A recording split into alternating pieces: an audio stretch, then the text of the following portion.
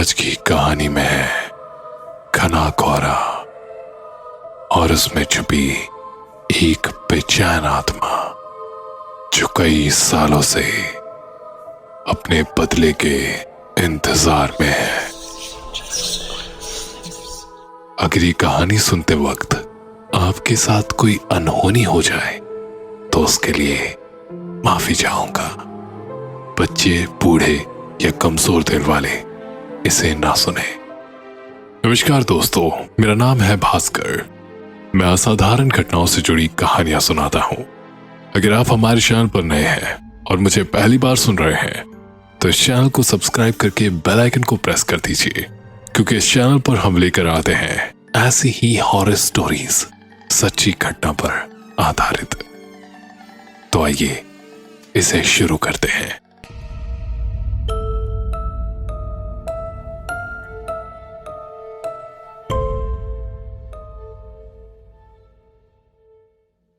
मुंबई में रहने वाले सिड और नेहा की शादी को 2 साल हो गए थे। वो पहली बार तब मिले थे जब दोनों 11th क्लास में थे और ऊटी के बोर्डिंग स्कूल में पढ़ रहे थे, जहां दोनों को एक दूसरे से प्यार हो गया और तभी से वो दोनों साथ हैं। अब करीब 10-11 साल बाद वो अपनी स्कूल रियूनियन के लिए वापस अपने पुराने बोर्डिंग स्कूल जा रहे थे, लेकिन उन्हें नहीं पता था कि इस बार कौन सा बुरा साया उनका इंतजार कर रहा था। स्कूल पहुंचते ही सिड और नेहा का स्वागत स्कूल के सीनियर्स ने किया और ऑडिटोरियम तक ले गए, जहां प्रिंसिपल ने सभी का वेलकम किया और पार्टी शुरू करने का ऑर्डर दिया। नेहा को पार्टी में बहुत मजा आ रहा था। उन्होंने खूब डांस किया और ढेर सारी पिक्चर्स क्लिक की। नेहा डांस करते करते थोड़ी थक गई, तो इसलिए साइड में आकर एक चेयर पर बैठ गई और सभी को एंजॉय करते हुए देखने लगी। तभी उसकी नजर भीड़ के पीछे खड़े एक लड़के पर गई जो उसी को देख रहा था। उस लड़के का हुलिया काफी अजीब था। उसकी स्किन पीली पड़ी हुई थी और चेहरे पर अजीब सी उदासी थी। नेहा को उस बच्चे की शक्ल कुछ जानी पहचानी लग रही थी, मगर उसे ठीक से याद नहीं आ रहा था कि आखिर उसने उस बच्चे को कहां देखा था। देखते ही देखते वो बच्चा वहां से गायब हो गया। नेहा एकदम से चौंक गई। वह उठकर खड़ी हुई और हर तरफ उस बच्चे को ढूंढने लगी। अचानक उसने देखा कि वो बच्चा ऑडिटोरियम से बाहर निकल रहा था। नेहा ने भी उसका पीछा किया। पीछा करते करते नेहा अपने स्कूल के बेसमेंट की पुरानी आर्ट रूम तक पहुंच गई। जैसे ही अंदर घुसी, उसकी यादें ताजा हो गई। ये वही रूम था जहां सिड और नेहा अपनी क्लास बंक करके एक दूसरे से मिलने आया करते थे।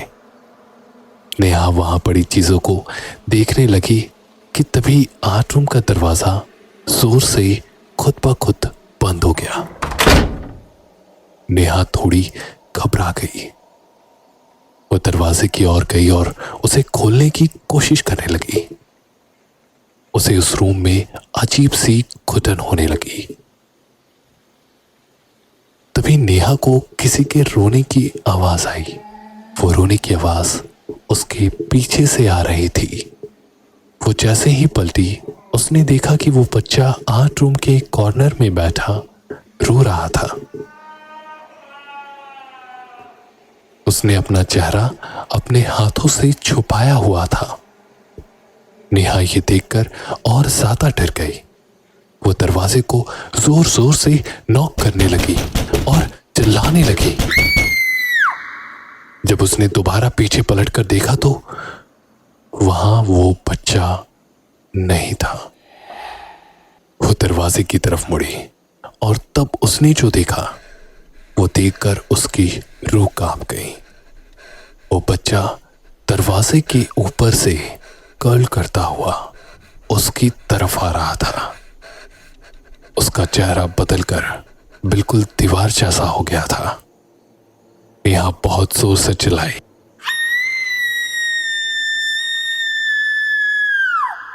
और इतना डर गई कि नेहा वहीं बेहोश होकर नीचे गिर गई। जब उसकी आंखें खुली तो वो स्कूल के एक हॉस्टल रूम में थी और सिड उसके पास बैठा हुआ था। नेहा को बहुत तेज बुखार चढ़ा हुआ था। वो अचानक से उठी और हड़बड़ी में जो भी उसके साथ उस रूम में हुआ वो सब सिड को बताने लगी। सिड ने उसे कहा कि वो ये सब ना सोचे और बस रेस्ट करे। इसके बाद सिड नेहा के लिए डिनर ले आया और उसे खाना खिलाकर सुला दिया। नेहा के सोने के बाद सिड वॉशरूम की तरफ जाने लगा। वो कॉरिडोर से गुजर ही रहा था कि अचानक उस कॉरिडोर की लाइट्स ब्लिंक करने लगी। वो एक पल के लिए वहीं ठहर गया और लाइट्स की तरफ देखने लगा। फिर वो उसे इग्नोर कर वॉशरूम चला गया। वॉशरूम में सिड को ऐसा लगा जैसे उसके अलावा भी वहां कोई मौजूद था।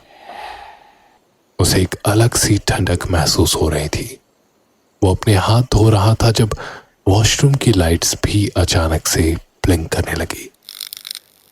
इस बार सिड थोड़ा सहम गया और जल्दी से वॉशरूम से बाहर निकलने लगा, मगर किसी ताकत ने सिड को पीछे से बहुत जोर से खींचा और सिड दीवार से टकराकर जमीन पर पड़ा। उसके बाद उसे सामने वही बच्चा खड़ा दिखा जो पहले नेहा को आर्ट रूम में दिखा था। उसे देखकर सिड की रूह कांप उठी और वो अचानक से बोला, मोहन तुम?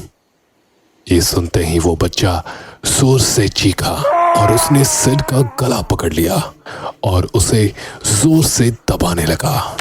सिड भी चिल्ला उठा और तभी वॉशरूम में हॉस्टल का वार्डन आ गया और उसने सिड को वॉशरूम में तड़पता हुआ पाया और सिड के अलावा वहां कोई और नहीं था। वार्डन ने सिड को शांत कराया और उसे वापस अपने रूम तक ले गया। जैसे ही वो दोनों उस हॉस्टल के रूम के अंदर घुसे, उनका दिल बुरी तरह से दहल उठा। उन्होंने अपने सामने नेहा को पंखे से लटका हुआ पाया।